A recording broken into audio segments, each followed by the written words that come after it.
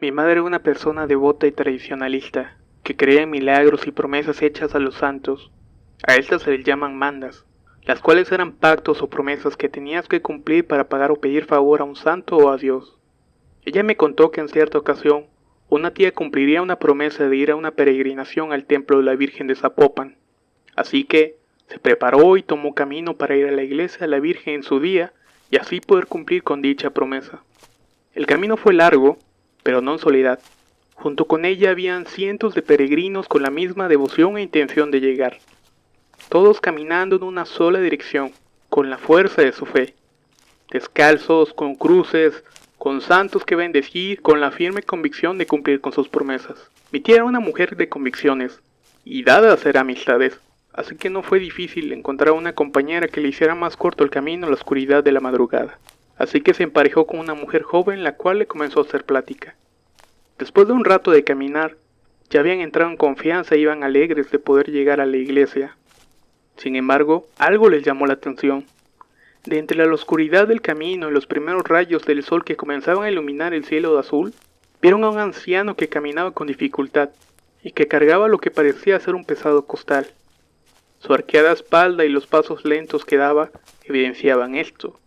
Al acercarse a las mujeres notaron que el anciano era un hombre muy viejo, con el rostro lleno de arrugas, con un sombrero de palma percudido y lleno de agujeros, que hacían juego perfecto con su vestimenta harapienta hecha de manta. La joven mujer que acompañaba a mi tía se ofreció a ayudar a cargar el costal que llevaba.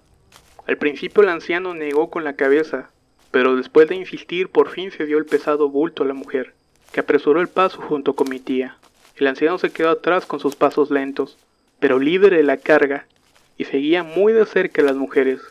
Cuando por fin llegaron a la iglesia, voltearon para buscar y esperar al viejo, el cual nunca apareció. Lo perdieron de vista un poco antes de llegar al templo. Pensando que quizás llegaría después, se enfilaron al atrio de la iglesia y llegaron junto con el párroco, el cual estaba bendiciendo objetos y preparando todo para la misa de acción de gracias. Las mujeres, intentando cumplir con el favor del anciano, se acercaron al padre y le entregaron el costal. Al preguntar por su contenido, las mujeres le dicen que pertenecía a un anciano que venía a cumplir con una manda y que quizás llegaría pronto. El padre, extrañado, abre el costal y al observar el contenido lanza un grito de asombro y lo arroja al piso. Las mujeres, alertadas y sin poder comprender lo que sucedía, se acercan a ver el contenido del costal. Su sorpresa fue mayúscula cuando vieron que dentro estaba una osamenta y un cráneo que parecía observarlas desde dentro. Eran huesos viejos y amarillentos, que parecían tener mucho tiempo ahí guardados. Después de un rato el padre quizás comprendió aquel suceso. Tomó los huesos para llevarlos a la cripta del lugar, pero antes de eso le dice a las mujeres: estos huesos quizás era una promesa que había hecho ese anciano de traerlos aquí.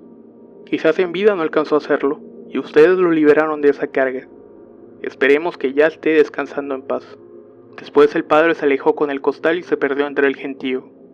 Las mujeres se despidieron y cumplieron con sus mandas. Mi tía nunca pudo explicarse aquel suceso que le contó mi abuela, y hasta la fecha sigue siendo un misterio.